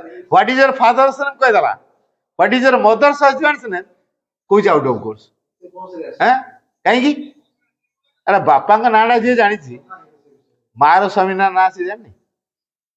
କିନ୍ତୁ ବ୍ରିଲିଆଣ୍ଟ ପିଲା କଣ କହୁଛି, ବହିରେ ସିନା ଲେଖା ହେଇଛି what is your father's name, ତେଣୁ ସେଇଟା କୁହାଯାଇଛି, କିନ୍ତୁ ବହିରେ ତ ନାହିଁ what is your mother's husband's name, ଏଇଟା ତ ବହିରେ ନାହିଁ। ଏଇଟା କଣ ପଚାରୁଛନ୍ତି? ଏଇଟା ଆଉଟ ଅଫ କୋର୍ସ ହେଲା। ଏଇଟା କିଏ କହିବ? ବ୍ରିଲିଆଣ୍ଟ ପିଲା କହିବ, ବୁଝିଗଲା। ବ୍ରିଲିଆଣ୍ଟ ପିଲା କହିବ ଆଉଟ ଅଫ କୋର୍ସ, କିନ୍ତୁ ଗଧ ପିଲା କଣ କହିବ? ଯାହା ମୋ ବାପା ଯେ ମୋ ମାର ସ୍ୱାମୀ ସିଏ, ଏକା ନା ନାହିଁ? ଉପସ୍ଥିତ ବୁଦ୍ଧି ଘଟେ ସେ କହିବ। ତେଣୁ ବ୍ରିଲିଆଣ୍ଟ ପିଲା କେବଳ ବହି ଭିତରେ ବାନ୍ଧି ହେଇଥିବ, ପରୀକ୍ଷା ପାଇଁ ପ୍ରିପେୟାର ହଉଥିବ, ନମ୍ବର ପାଇଁ ପ୍ରିପେୟାର ହଉଥିବ, ତା ଜୀବନକୁ ସେ ସମୀକ୍ଷା କରିପାରେ ନାହିଁ। କିନ୍ତୁ ଲିଭିଂ ସୋଲ ଜୀବନକୁ ସମୀକ୍ଷା କରେ, ଜୀବନରେ କଣ ହଉଛି ଖୋଜେ, ଜୀବନରେ କାହିଁକି ହଉଛି ଖୋଜେ, ଜୀବନକୁ ଫେସ୍ କରେ, ଜୀବନକୁ ଅତିକ୍ରମ କରେ। ଏଇଟା ହଉଛି ଲିଭିଂ ସୋଲ। ତେଣୁ ଆମ ପୂର୍ଣ୍ଣାଙ୍ଗ ଶିକ୍ଷା ଧାରା ଭିତରକୁ ଯୋଉମାନେ ଆସିବେ ସେମାନେ କଣ କରିବେ? ଜୀବନକୁ ସମ୍ମୁଖୀନ ହେବେ। ଜୀବନକୁ ଯେହେତୁ ସମ୍ମୁଖୀନ ହେବେ, ଜୀବନକୁ ଅତିକ୍ରମ କରିବେ, ତେଣୁ ସେଇ ପ୍ରକାର ପ୍ରଭାବ ପୂର୍ଣ୍ଣାଙ୍ଗ ଶିକ୍ଷା ଧାରା ଭିତରେ ଅଛି। ତେଣୁ ଏଠି ପିଲାମାନଙ୍କୁ ଲିଭିଂ ସୋଲ କରି ଗଢ଼ାଯାଏ। ଯୋଉ ଲିଭିଂ ସୋଲ ମାନଙ୍କୁ ନେଇ ଜଗତ ବଦଳିବ, ଦିବ୍ୟ ହବ। ଯୋଉ ମା ଏତେ କଷ୍ଟ ସ୍ୱୀକାର କରିକି କଣ କରିଛନ୍ତି? ଅତିମାନ ଶକ୍ତିକୁ ଆଣିଛନ୍ତି। ସେଇ ଅତିମାନ ସବୁ ଗ୍ରହଣ କରିବା ପାଇଁ ସମର୍ଥ କରାଇବ, ଯୋଗ୍ୟ କରାଇବ। ଯୋଉ ଶିକ୍ଷା ସେଟା ହଉଛି ପୂର୍ଣ୍ଣାଙ୍ଗ ଶିକ୍ଷା ହେଲା। ଅତିମାନସକୁ ଗ୍ରହଣ କରିବା ପାଇଁ ସମର୍ଥ ଯୋଗ୍ୟ କରିବା ପାଇଁ ଯେ ଆମକୁ ପ୍ରେରଣା ଦିଏ, ସେଇଟା ହଉଛି ପୂର୍ଣ୍ଣାଙ୍ଗ ଶିକ୍ଷା। ପୂର୍ଣ୍ଣାଙ୍ଗ ଶିକ୍ଷାର ଅର୍ଥ ହଉଛି ପୂର୍ଣ୍ଣାଙ୍ଗ ଚେତନା ଦ୍ୱାରା ପରିଚାଳିତ ଶିକ୍ଷା। କଣ କହିଲି ମୁଁ? ପୂର୍ଣ୍ଣାଙ୍ଗ ଚେତନା ଦ୍ୱାରା ପରିଚାଳିତ ଶିକ୍ଷା। ପୂର୍ଣ୍ଣାଙ୍ଗ ଚେତନା କୋଉଟା? ମା ଯୋଉ ତପସ୍ୟା କରିକି ଅତିମାନ ଶକ୍ତିକୁ ଆଣିଛନ୍ତି, ସେଇ ଶକ୍ତି ଦ୍ୱାରା ପରିଚାଳିତ ଶିକ୍ଷା, ସେଇଟା ହେଲା ପୂର୍ଣ୍ଣାଙ୍ଗ ଶିକ୍ଷା। ତେଣୁ ଆମେ ପୂର୍ଣ୍ଣାଙ୍ଗ ଶିକ୍ଷା କେନ୍ଦ୍ର ଭିତରେ ଅତିମାନସକୁ ଗ୍ରହଣ କରିବା ପାଇଁ ପ୍ରସ୍ତୁତ ହଉଛୁ। ଅତିମାନସର ପୀଠ କୋଉଟା? ସମାଧି। ସେଠି ଅତିମାନ ଶକ୍ତି ରେଡିଏଟ ହଉଛି। ମୁଁ ଗୋଟେ ଚୁମ୍ବକ ଦେହରେ ଲୁହା କଣ୍ଟାକୁ ବାରମ୍ବାର ଘଷିବି, କଣ ହବ? ଚିର ଚୁମ୍ବକ ହେଇଯିବ ନା। ତେଣୁ ସମାଧିରେ ମୁଁ ବାରମ୍ବାର ବାରମ୍ବାର ବାରମ୍ବାର ମୁଣ୍ଡ ଲଗେଇବି, କଣ ହବ? ମୋର ଭକ୍ତି ତିଆରି ହବ।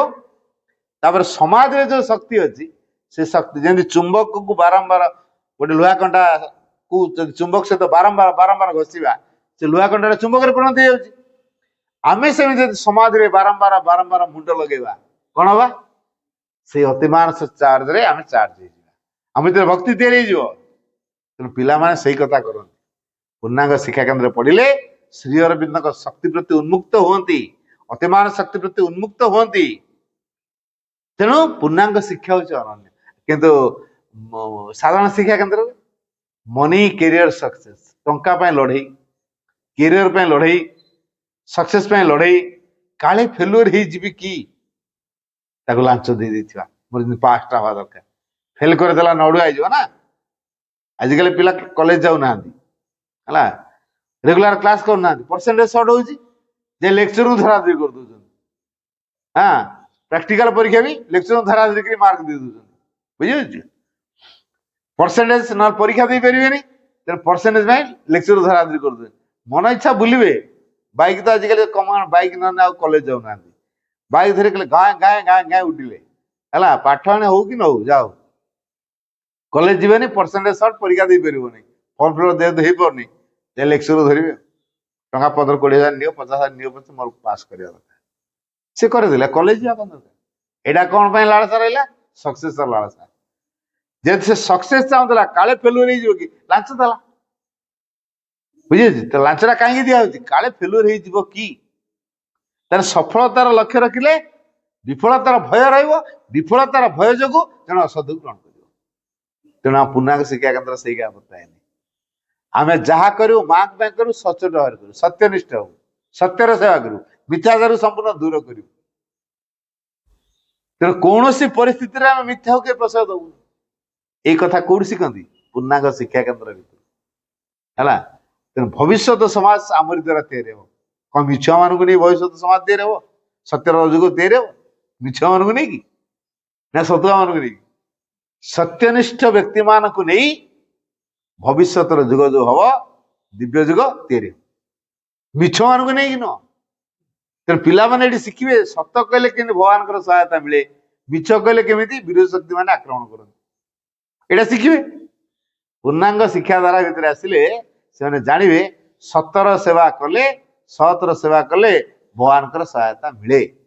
ଯଦି ମିଥ୍ୟାକୁ ଗ୍ରହଣ କଲେ ତାହେଲେ ଭଗବାନଙ୍କ କୃପା ଆମଠୁ ଅପସରି ଯାଏ। ହେଲା, କୋଉଟା ଦରକାର? ମୁଁ ସତର ସେବା କରି କୃପା ପାଇବି, ମାଙ୍କ ସହାୟତା ପାଇବି, ନା ମିଛର ଆଶ୍ରୟ ନେବି, ବିରୋଧୀ ଶକ୍ତିର ଶିକାର ହେବି? କଣ କରିବି ମୁଁ? ପୂର୍ଣ୍ଣାଙ୍ଗ ଶିକ୍ଷା ସେଇ କଥାଟା ବତେଇବ। ତେଣୁ ମା ସେଇଥିପାଇଁ କହିଲେ ପୂର୍ଣ୍ଣାଙ୍ଗ ଶିକ୍ଷା କେନ୍ଦ୍ର ଭିତରକୁ ଆସିଛି ଯେହେତୁ ଆମ ଭବିଷ୍ୟତଟା ଆମ ହାତ ମୁଠାରେ ହେଲା। ମା କଣ କହିଲେ? Of one thing you must remember, you can be sure, you can be sure, you must remember one thing. ଗୋଟେ କଥା ଆମେ ସମସ୍ତେ ମନେ ରଖିବା। ମା କଣ କହୁଛନ୍ତି ସେ ବାଣୀଟି? Of one thing you can be sure, ବାଣୀଟି ଆମେ ଭଲକି ମନେ ରଖିବା। Of one thing you can be sure, ଗୋଟାଏ କଥା ତମେ ନିଶ୍ଚିତ ହେଇପାରିବ। କଣ ସେ କଥାଟା? Your future is in your hand, ତମର ଭବିଷ୍ୟତ ତମ ହାତ ମୁଠାରେ। Your future is in your hand, you can become the man you want to be. ତମେ ଯୋଉ ପ୍ରକାର ମଣିଷ ହବାକୁ ଚାହିଁବ ସେଇ ପ୍ରକାର ମଣିଷ ହେଇପାରିବ। ଆଜିକାଲି ତ ସବୁ ପ୍ୟାକେଜ ସିଷ୍ଟମ କରିଦେଲେଣି। ଆଜିକାଲି ଯୋଉ ପାଠ ପଢା ସବୁ ପ୍ୟାକେଜ ସିଷ୍ଟମ ହେଲା। 50 ଲକ୍ଷ ଦବ ତମକୁ ଆମେ MBBS ଦବୁ ହେଲା। କଣ କହୁଛ? ପଢିବ ତ? ଆମର ପ୍ୟାକେଜ ସିଷ୍ଟମ ଅଛି। ପୁଣି ପଢା ସରିଲା ପରେ ପରେ କ୍ୟାମ୍ପସ ଲାଗିବ। ଆମର ଏଇ କ୍ୟାମ୍ପସ ସବୁ ଅଛି ହେଲା। ଆଗ ଜଣେଇଦେଲେ କ୍ୟାମ୍ପସ ଏଠି ମିଳେ, ପାଠ ପଢିଲା ମାନେ ଚାକିରିଟା ସିଓର। ଆଜିକାଲି ସେଇଥିପାଇଁ ପଢୁଛନ୍ତି ନା, ଚାକିରି ସିଓର। ପାଠ ପଢ, ଚାକିରି ସିଓର। 50 ଲକ୍ଷ ଖର୍ଚ୍ଚ କରୁଛୁ ନା। ଆଚ୍ଛା, ଯିଏ 50 ଲକ୍ଷ ଖର୍ଚ୍ଚ କରିଛି, ଗୋଟେ ଡାକ୍ତରଟେ ଧର ହେଇଛି, ସିଏ କଣ କହିବ? ପେସେଣ୍ଟକୁ ଓଟି ଭିତରେ ଥୋଇ ଦେଇକିରି ଡିପୋଜିଟ କଲଣି ନା? କେତେ? 3 ଲକ୍ଷ। 3 ଲକ୍ଷ ସଇଲା। ନହେଲେ ପେସେଣ୍ଟ ସେଇଠି ଛଟଛଟି ମରିବ, ଓଟି ଭିତରେ ମରିଯିବ, ଅନେଇ ଯିବନି। ଦୟା ରହିଲା? ଗୋଟେ ରୋଗୀ ପ୍ରତି ଡାକ୍ତର ଦୟା ଦେଖଉଛି? କାହିଁ ଦେଖଉନି? ସିଏ କହୁଛି ମୁଁ ପଇସା ଖର୍ଚ୍ଚ କରି ପାଠ ପଢିଛି, ଆଉ ମୁଁ ପଇସା ନେବିନି, ଏଇଆ କହୁଛି ନା ନାଇଁ? କୁଆଡେ ଗଲା ତା ହୃଦୟ, କୁଆଡେ ଗଲା ତା ମଣିଷ ପଣିଆ? ଏଇଟା କଣ ଶିକ୍ଷା? ଆମେ କଣ ସେଇ ପ୍ରକାର ପିଲା ହବା? ତେଣୁ ଆମେ ପୂର୍ଣ୍ଣାଙ୍ଗ ଶିକ୍ଷା କେନ୍ଦ୍ର ଭିତରୁ ଆସିଛୁ। ଆମେ କଣ ଚିନ୍ତା କରିବୁ? ସମସ୍ତଙ୍କ ସେବାରେ ନିଜକୁ ନିୟୋଜିତ କରିବୁ, ବ୍ୟକ୍ତି କେନ୍ଦ୍ରିକ ହବୁନି। ଆଜି ସମାଜର ମା ଗୋଟେ ବଢିଆ କଥା ଲେଖିଛନ୍ତି, ନିଜର ବ୍ୟକ୍ତିଗତ ସଂକୀର୍ଣ୍ଣ ଜୀବନକୁ ନେଇ ବ୍ୟସ୍ତ ରହିବାଠୁ ବଳି କଦର୍ଯ୍ୟ କାର୍ଯ୍ୟ ଏ ସଂସାରରେ ଆଉ କିଛି ନାହିଁ।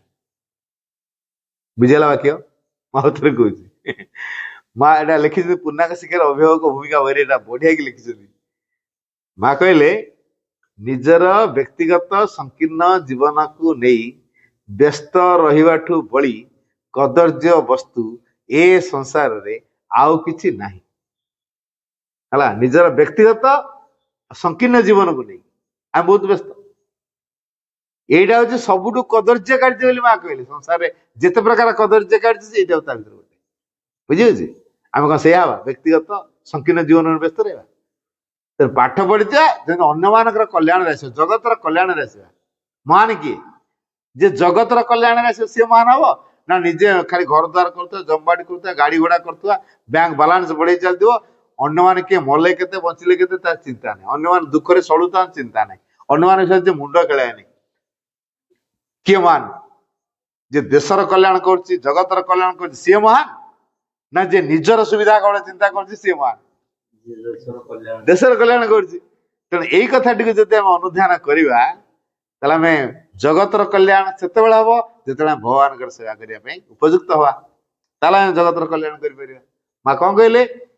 If you wish to change the world, ଯଦି ତମେ ପୃଥିବୀକୁ ବଦଳିବାକୁ ଚାହୁଁଛ, first change of yourself, ପ୍ରଥମେ ନିଜକୁ ବଦଳାଅ।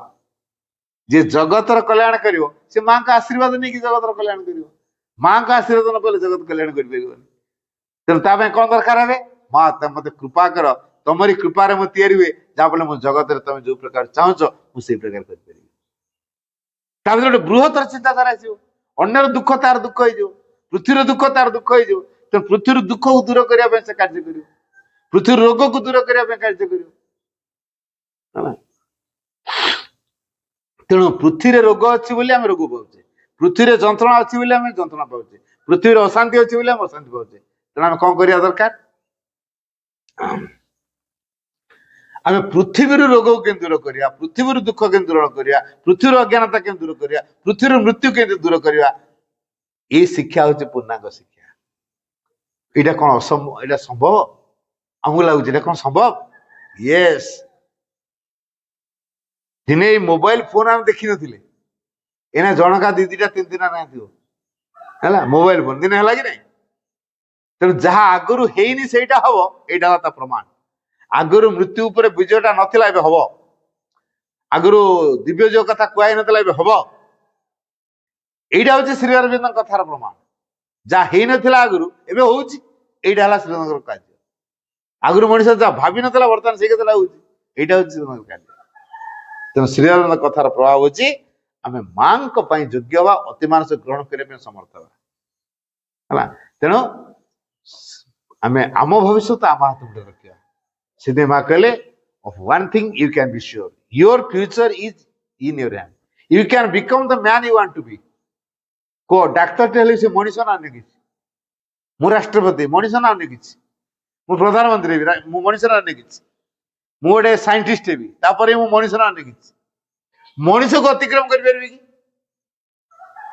किंतु पूर्णांग शिक्षा धारा मनीष को अतिक्रम कर दिव्य मनीष हम you can become the man you want to be the higher will be your ideal and aspiration तमर आदर्श एवं तमर अभिप्सा जेते उच्चतर hub the higher will be your realization तमर उपलब्धि मत सेते महान हे उठी उच्चतर हब महान हब कीप ए फार्म रिजोल्यूशन मा कौन कहले गोटे दृढ़ संकल्प रख व्हाटएवर यू डू तुम जा भी करो ना कहीं लक्ष्य गोटे दृढ़ कर कीप ए फार्म रिजोल्यूशन गोटे दृढ़ संकल्प रख never forget the true aim in your life तम जीवन लक्ष्य को तुम कदापि भूलिब ना जे जीवन लक्ष्य को भूली जाइए सी ता जीवन के अग्रगति कर दुख भोगेटा निश्चित आम लक्ष्य होते भगवान है आम लक्ष्य कौन भगवान होते आम लक्ष्य